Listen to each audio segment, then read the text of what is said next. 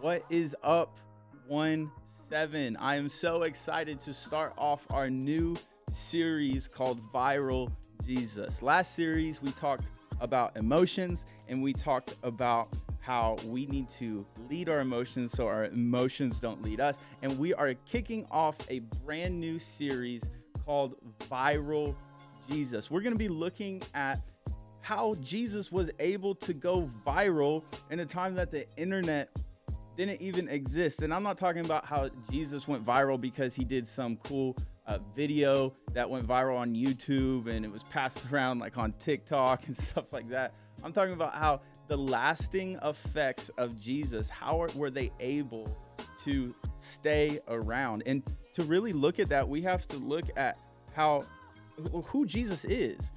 Who even is Jesus? And what are these titles that we give Jesus? I wonder if you actually know who Jesus is in your life, but also who Jesus is in the fact that he was a human, that he existed on this earth. He walked this earth and he had these different titles and these different roles that he held. And so we're going to look a little bit about who Jesus is. And week 1 today, we're talking about Jesus is Emmanuel. Jesus is Emmanuel. This is such a cool thing because we're going to be looking through the book of Matthew. And in Matthew, it says this. It says, the virgin will conceive and give birth to a son, and they will call him Emmanuel, which means God with us. See, Jesus had all these different titles, right? He had the Son of Man, the Messiah, the prophesied one. All of these titles can help us better understand who Jesus was and the different roles that he had. But in looking and learning about who Jesus is, I wanted us to start off with Jesus is Emmanuel. I think it's important to understand this. We have to first understand that people a long time ago in like an ancient world, they thought about life a lot differently than we think about it. Like in ancient world, people had a very different understanding even of who God is, right? See, imagine you're a cave person. You're a cave person and from thousands of years ago. And what are you worried about as a cave person? Are you worried about how good your loincloth looks compared to somebody else? Are you worried if you can make a bigger fire if your fire burns hotter than somebody else? No, you're not really worried about anything like that. You're worried about living. You're worried about surviving. Your whole essence is survival. I just want to survive. I just want to make it. And so we have to think about how they're not worried about this. They're worried about survival. They're looking for food, for water, for shelter. It's what goes through their mind 24/7. And so you end up doing a good job for yourself one day, and you hunt and you go out and you get something to eat, and maybe you started planting some crops and you realize that certain things grow in the ground, and you have crops now. So you realize you have zero control over if these crops grow. You have zero control if I'm going to find the spot where I can get food, where the berries grow. You start to realize in an ancient world that I don't really have control over any of this at all. Are you following what I'm saying? So then what began to happen is they would start to relate things from an outer world. And maybe you have your neighbor, Caveman Joe, tells me, hey, did you know that the crops grow better when you do this? And if your crops don't grow, you obviously don't have any control over this. So these crops grow better. But if your crops aren't growing, then that means that the person that's controlling it, this God, this outer being, is mad at you.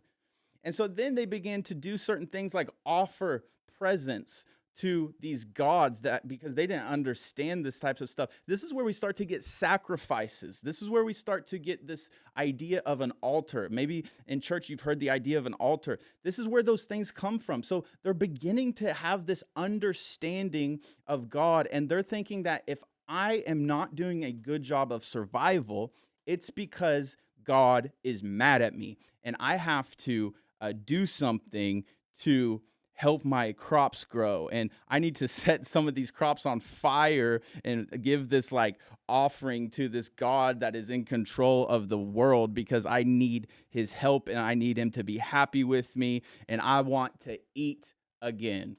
See, this is how the ancient world thought about God. They had hundreds of gods to explain the natural phenomenons that would happen around them, and they would sacrifice on an altar. They would sacrifice on an altar to make sure that their gods were happy with them. Okay, this is how we get this understanding of God, and they had a very poor understanding of God, but it starts to make sense about how we operate as human beings. Now, when we think of caveman and cave women offering burnt sacrifices in a field to make this God happy with them that isn't happy with them, we think that's kind of silly, but then we do the same type of thing. I don't know if you're like me, but growing up, I was very superstitious when it came to like sports and stuff. Like if I stay in a certain way, if I don't move and they score a touchdown, I need to stay in that same spot. Right? I don't know if any of you have ever experienced any of this, but some of the kind of silly, superstitious things that we come up with as humans is crazy. I remember as an athlete then, even when I wasn't spectating, whenever I started to play, I would have these superstitious things that I have to have my feet taped in a certain way, because one time they taped my right foot before my left foot, and I ended up hurting my foot. And I was like, that's because they did it in the wrong order. These absolutely crazy, superstitious things. And I wonder if anyone else has ever caught themselves doing things that are like superstitious, or how many of you have had some like silly ritual that you commit to, or how many of you feel like you're trying to please some force out there to get the results that you want. And whether you call it the universe or God or whatever, you find yourself doing these things to try to get an outside force to help you with the results that you want to see in your life. Now, there is a problem with this kind of thinking, though. You never know how much you need to do to please whatever forces are watching.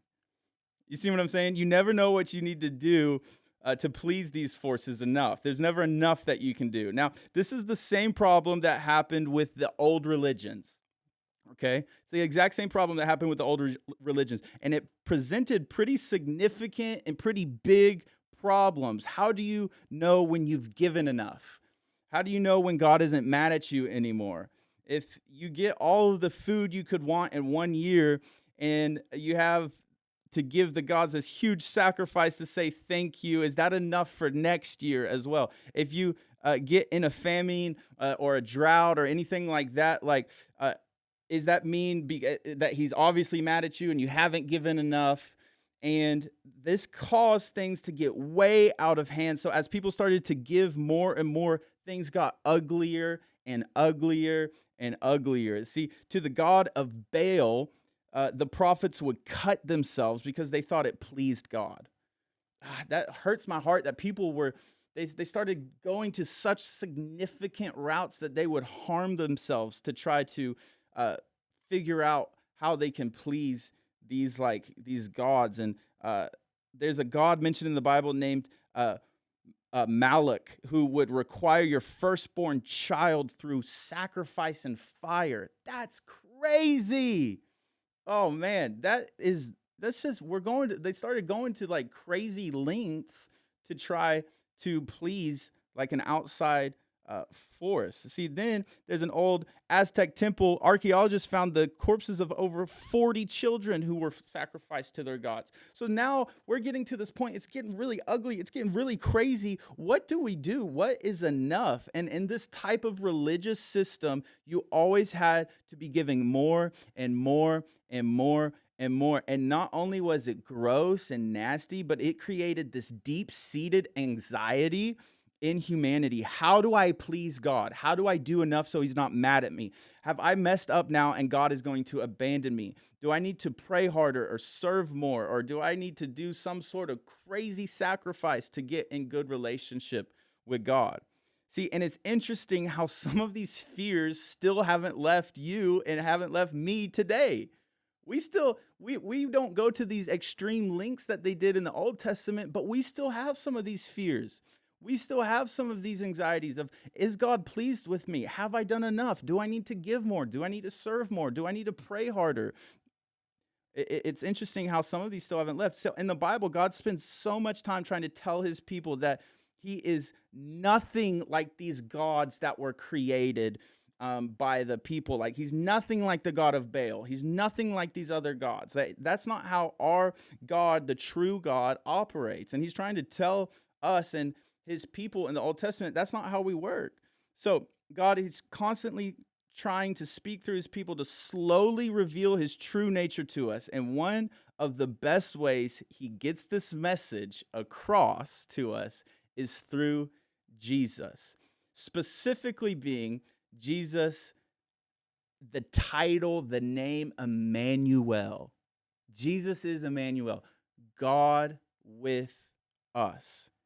See, God with us. This name shows us a lot about God, but first and foremost, I want you to know it literally means God was physically here with us. Not just how you and I experience him, God with us, like in our hearts, or we have this feeling that God with us. No, Jesus literally sent to humanity the sign, God with us. Jesus in the flesh. He was a real person. He was fully God, but he was also fully man.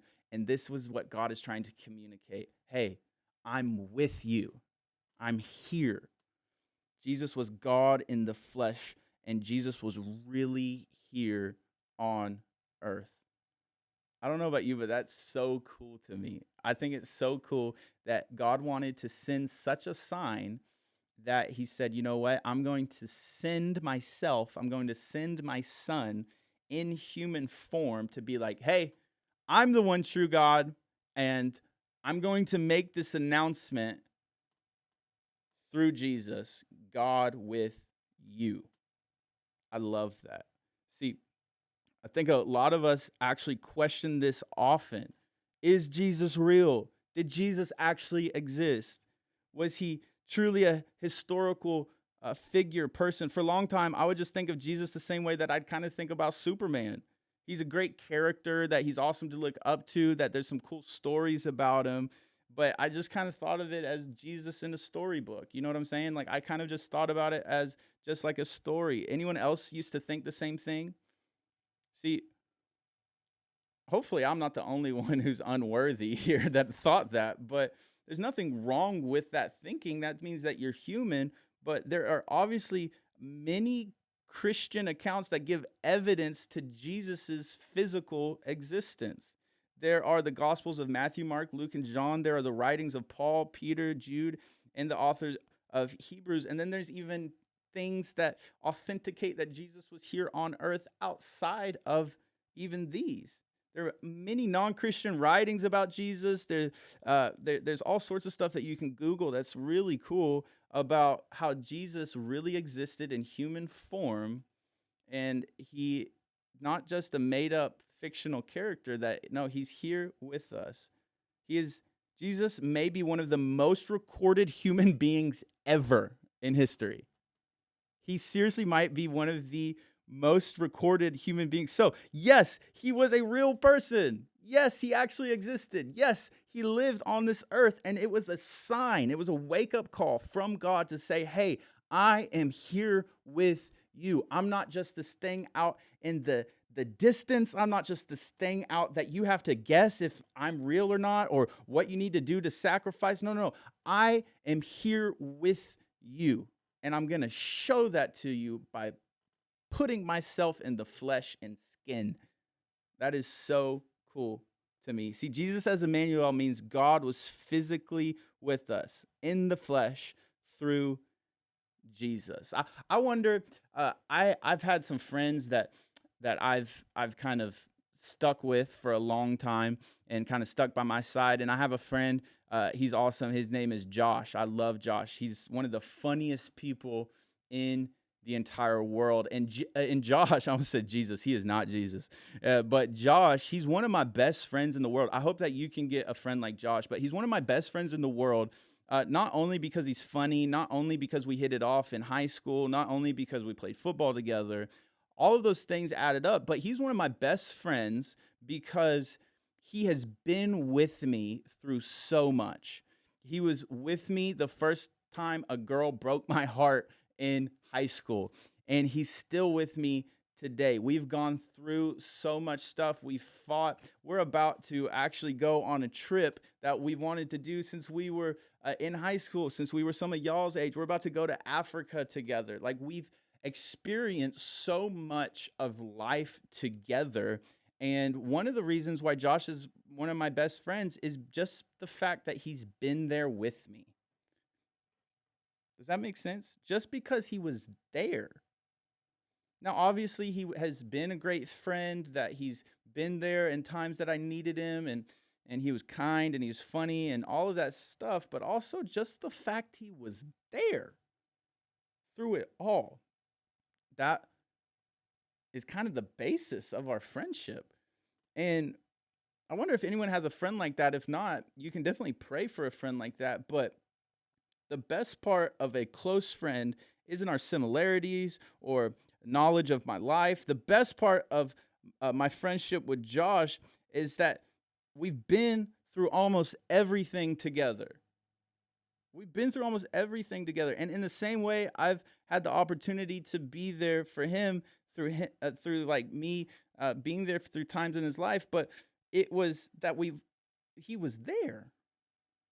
I wonder if that's making sense what I'm saying, and how I wonder if you have a friend that has just been there. I wonder if you have a friend that could tell embarrassing stories about you. See, if I ever invited Josh to youth, Josh could tell some really embarrassing stories about me. And he could make y'all laugh with some of the stupid stuff that I've done, some of the stupid stuff that I've gotten myself into. I wonder if you have a friend that just was always there, the good and the bad and the ugly and all the things in between. If you don't have a friend like that right now, that's what Jesus being Emmanuel represents. That he's here.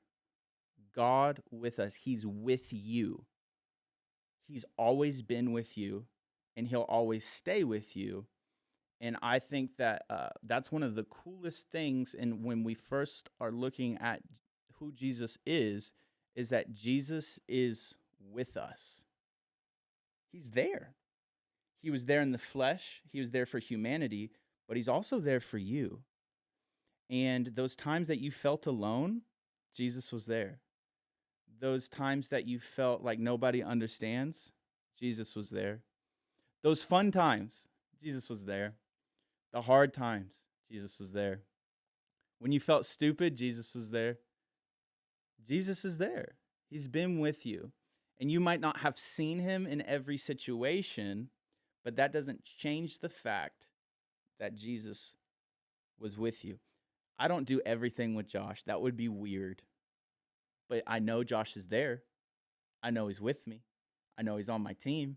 I know that anything that happens that I can talk to him about. It's the same thing with Jesus. But think about this. Josh isn't physically with me in every single aspect of my life. Like I said, that'd be weird. But Jesus is. Jesus knows everything. He not only knows everything about you, he's with you. And to me, that is so encouraging to know that this God that is so big and created the heavens and the earth and the stars, that he's also with little old me, and he cares about me, and he cares about you. So we're going to talk a little bit tonight about Jesus being Emmanuel, viral Jesus. Who is Jesus, and how has he stayed popular for so long? Who is Jesus really? Night one, we're talking about Jesus being Emmanuel, God with us. Listen, 1-7, I love you. There's nothing you can do about it. Let's get into our conversations. Come on, let's talk about it.